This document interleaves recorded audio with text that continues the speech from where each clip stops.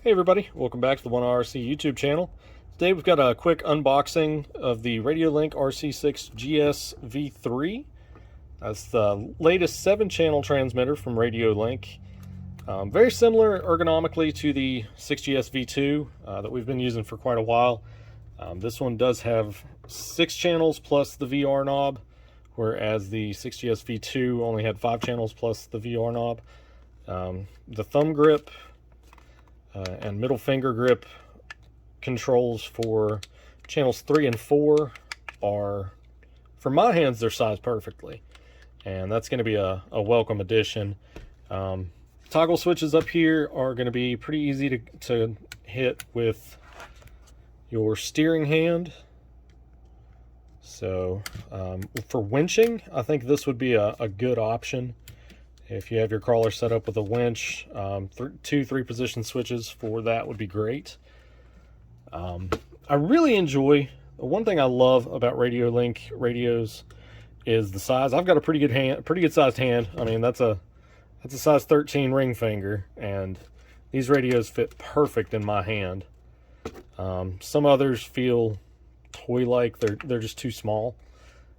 I really like the way that the Radiolink is sized, and I appreciate the spacing of the wheel from the body of the radio. Now, I know that they did this to get the trim in between the wheel and the body itself, but it puts your hands in a comfortable, natural position.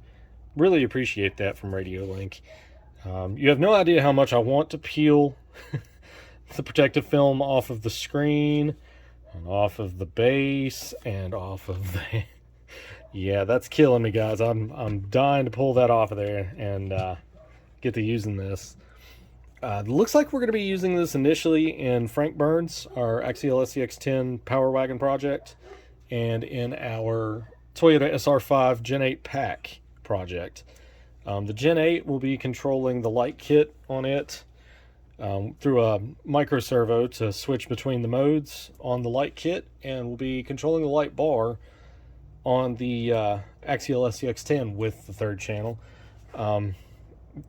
One of them is going to end up with a winch. I'm not sure which, but when that time comes, it'll be as simple as just setting it up on the toggle switch, and there you go. A lot of the same features that you'll find in the 6GSV2. The interface is identical, still uses the same 2 buttons to go into the menu system, toggle with the middle, select with the right. That's going to be really hard to see, especially if I can't help it, guys. If you know, you know. So. Oh, that's satisfying. Everything is the same looks-wise. It's the same black on blue screen. If you've used one, you'll be very familiar with how the radio is set up. Good news with this one, it does have 30 slots of model memory instead of 10, like the previous models. That's a big help for me. I was actually running out of model space for all the cars. Let's see here. The other big feature with this one is it has ID seating, which, let's see here, where are you at? We're here on the gyro. Where's it at? Where you at? Yeah, here we go.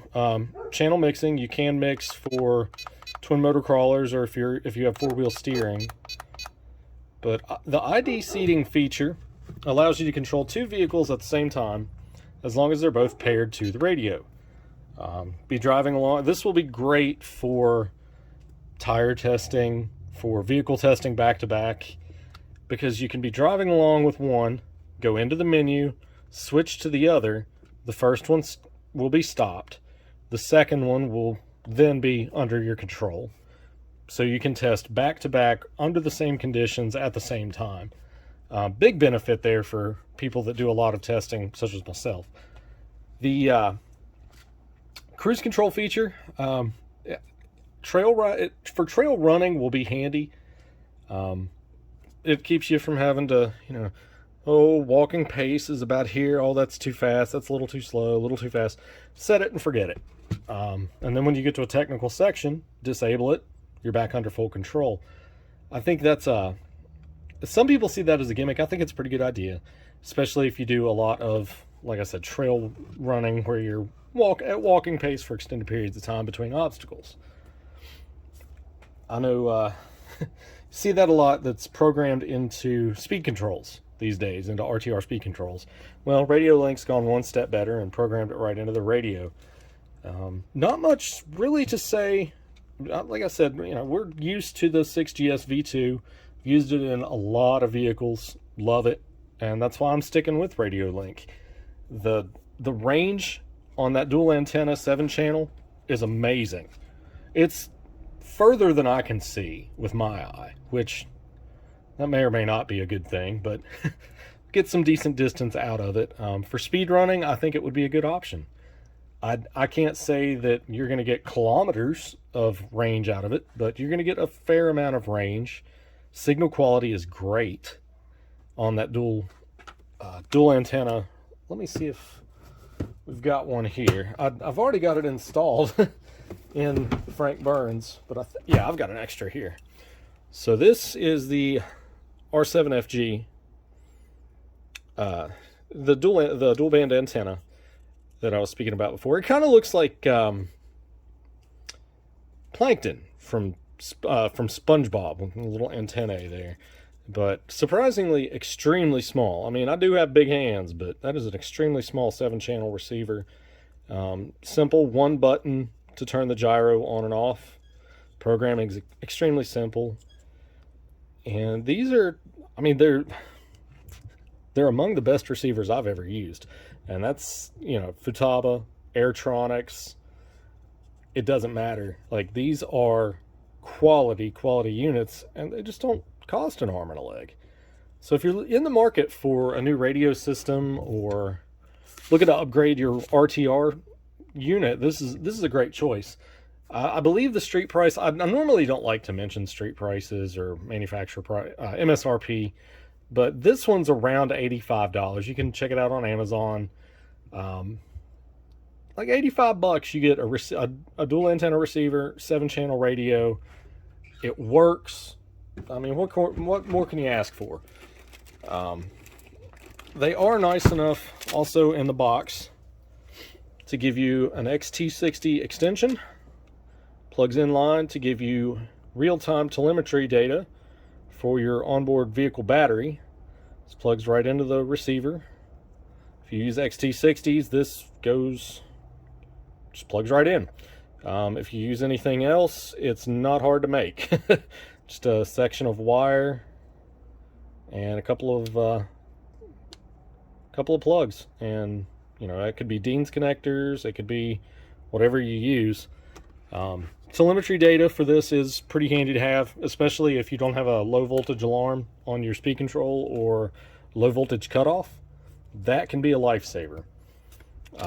You can set the alarm on the transmitter also to alert you when the battery reaches a certain voltage if you're using the telemetry. So if you don't have LVC in your car, definitely take advantage of that feature. And the last part in the box is a lanyard. I don't know a lot of pistol grip guys that put their radio on a lanyard, I'm going to be honest. But your keys will go on here just the same, and you can show your Radiolink pride. I usually put my building keys for my workshop on these. It's just a nice little lanyard that they include. The air guys would benefit more from the lanyard than us surface guys. So that's nice that they include it, but not exactly necessary for what we use them for. But that's it. That's what comes in the box with the R7FG. A little sneak peek of something that we're going to be using this radio in. That'll be coming up soon. Actually, we're in the shop away from the shop right now.